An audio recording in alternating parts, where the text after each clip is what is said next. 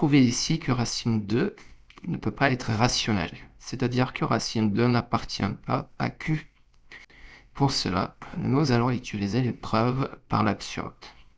Je vous renvoie à la vidéo précédente sur la preuve qu'un tiers n'est pas décimal.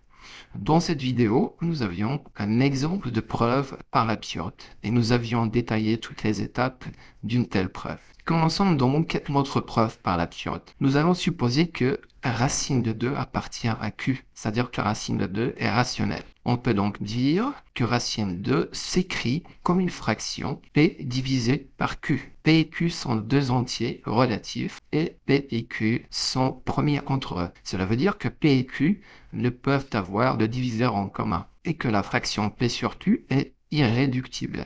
Nous faisons alors un produit en croix. Racine de 2 multiplié par Q donne P. Et en élevant au carré les deux membres de l'égalité, c'est-à-dire racine de 2 fois Q entre parenthèses au carré égale P au carré. Racine de 2 au carré, c'est 2. Et donc, on obtient 2 multiplié par Q au carré égale P au carré. Cette écriture veut dire que P au carré est un multiple de 2. Donc, P est pair. P s'écrit donc P égale 2 multiplié par un certain entier K.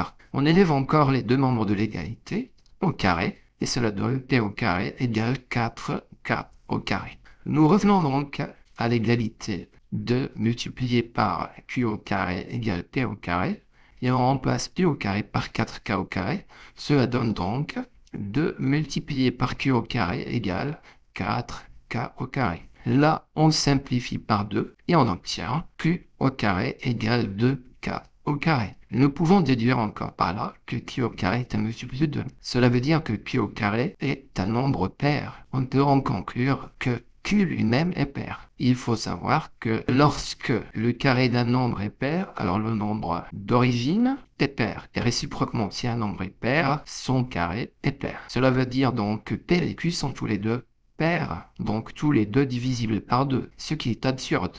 Parce que ça voudrait dire que P et Q ont un diviseur en commun, 2. Or, on avait supposé que P et Q ne peuvent avoir un diviseur en commun. On aboutit là à une situation absurde. Notre hypothèse de départ était donc fausse. On peut donc conclure que racine de 2 ne peut pas être rationnelle, ce qui termine notre preuve par la science.